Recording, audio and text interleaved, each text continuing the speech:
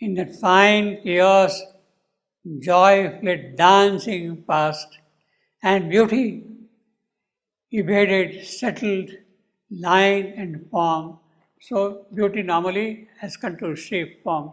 Particularly, beauty, line, and form. That is the entire basis of Western sculpture, line and form. You, the sculpture of a statue of anything is entirely based on line and form. You see, the Western concept of sculpture. And beauty evaded subtle line and form.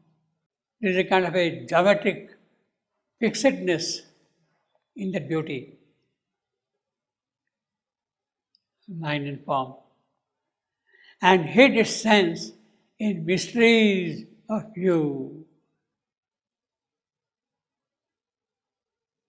It's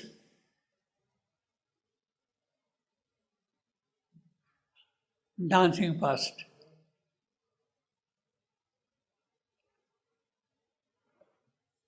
And its sense in mysteries of you. So the past is as if passing like colors to that.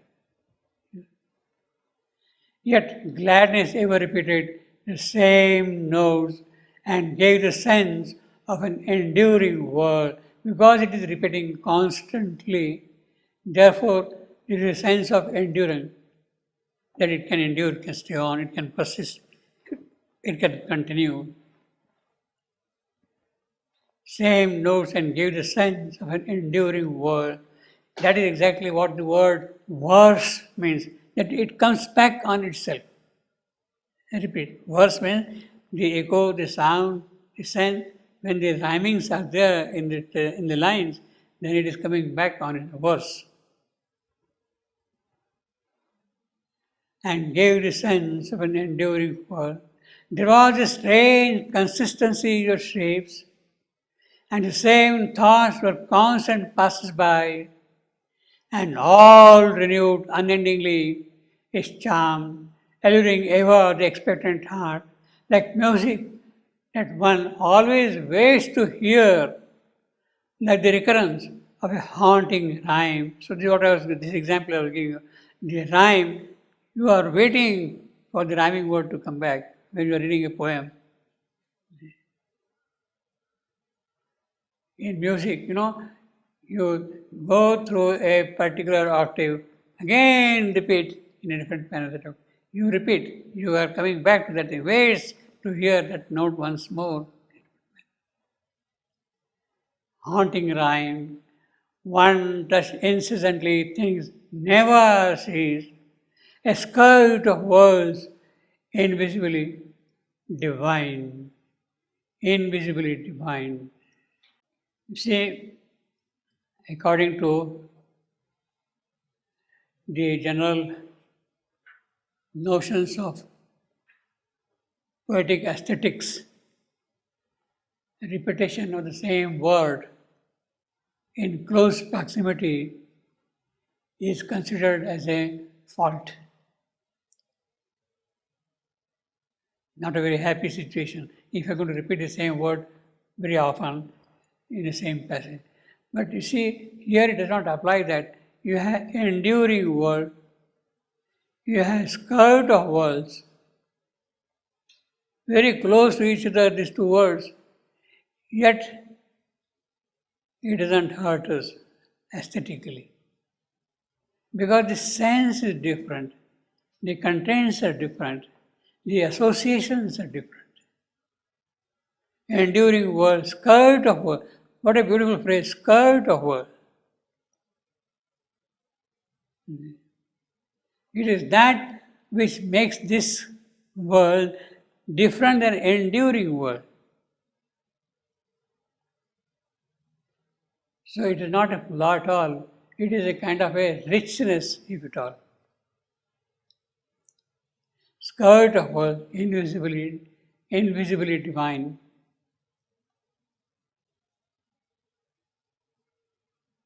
Because it is invisible, therefore we will not speak about it. And of course, it is divine also. But what is invisibly divine? It wants to be visible. It is not, you are not able to see it, but it wants to be visible. But it is invisibly divine. As if, now by the way, this whole passage,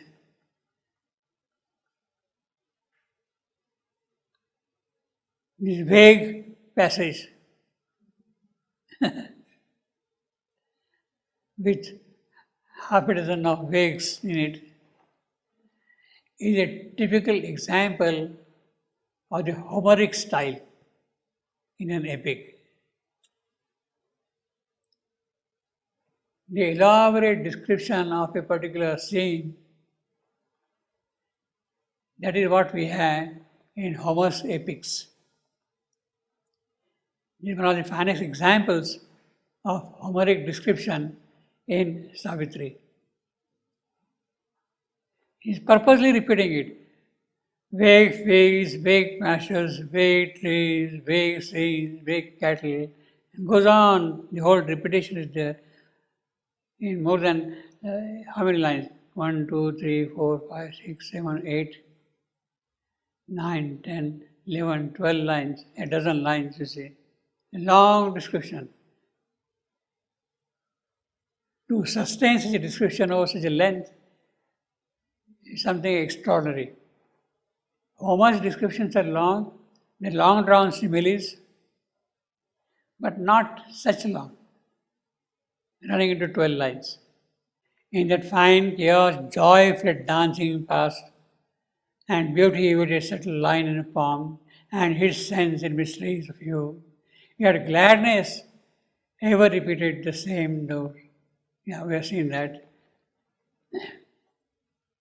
One touched incessantly, things never cease. A skirt of words invisibly divine. As if a trail with disappearing stars. So the stars are disappearing trail. When the star is falling, you see its trail and it disappears then. There showed upon the floating atmosphere colors and lights and evanescent gleam. Again, he says, this is the picture of fantasy. Evanescent, they come and go away of his. That call to follow into magic heaven. So that is the jal, that is the illusion which is being called. And in each cry that fainted on the ear, there was the voice of an unrealized bliss.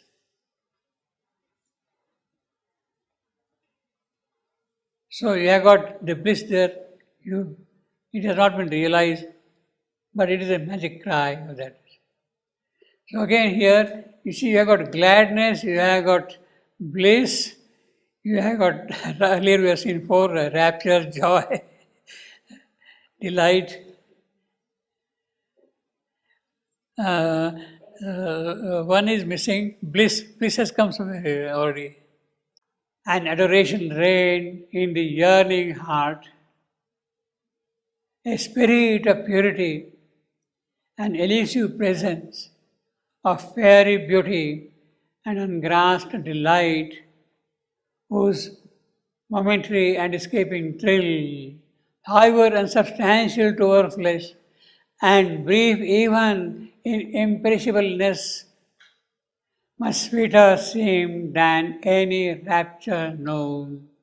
Earth or all-conquering heaven can ever give. Sweeter seem than rapture known, which no earth can give, no heaven can give. Whose momentary escaping thrill, again he has added thrill here. Earth or all-conquering heaven can ever give.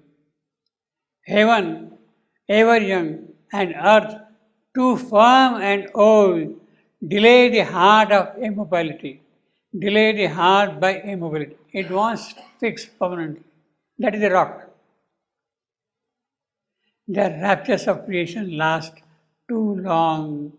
Their bold formations are too absolute, carved in anguish of divine endeavor. They stand up sculptured on the eternal hills, or quarried from the living rocks of God, win immortality by perfect form. Now that is the ideal, that is the dream, that a perfect form can win immortality. No, this is there, and this is there. Their raptures of creation last too long, of heaven and earth. Caught by an anguish of divine endeavor. What a beautiful phrase this is. Divine endeavor is there, and it is out of that it has come up, you see.